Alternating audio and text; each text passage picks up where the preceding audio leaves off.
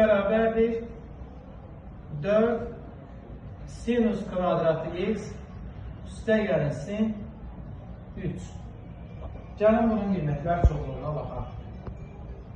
Uşaqlar, bu sinüs hansı aralıqda bayaq dedik dəyişir? Mənfi 1-lə 1. Kvadratı deyə 1 alacaq.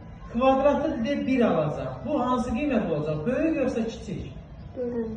Ən böyük qiyməti 4 vur 1 üstə gəl 3 7 olacaq.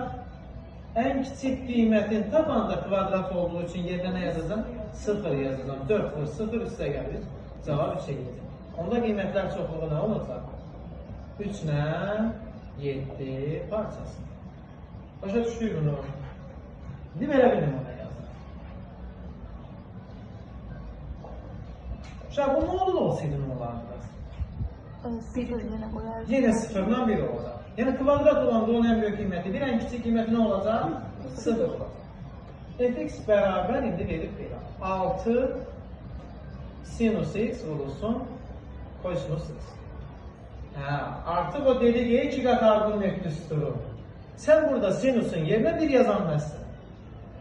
Çünki sinusun yerinə 1 yazsan, sinusun 1 aldığı yerlərdə kosinus 0 alır. Ona belə çıxır ki, bunun ən böyük qiymətdən, ən kiçik qiymətdən nə olacaq? 0. Əgər belə müxtəlif funksiyalar varsa, biz onu 2 qat ardının nöqtəsi durur. Nəsə əvəz edib, nəsə bir dəyişənləri yerini dəyişib, bir sadələşdirib bunu bir funksiyaya getmək lazımdır.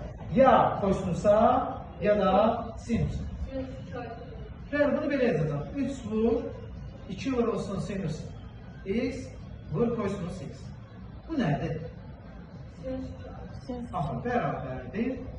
Aldım 3 vurulsun sinus neçə x? 2x. Bəyək dedik ki, buradakının bir önəmi yoxdur. Neçə x olur olsun. Sinusun ən böyük ən kiçik qiyməti nə olacaq? 1 və mənfi 1. 3 vurulsun 1 bərabərdir 3. Bu olacaq nə? Ən böyük qiyməti 3 vurulsun mənfi 1 bərabərdir mənfi 3. Bu olacaq ən kiçik qiyməti. Qiymətlər çoxluğu nəyə bərabər olacaq uşaqlar? Mənfi 3-dən neçəyə? 3. Aydın oldu bu da. İndi bildiniz harada lazım imiş bizə.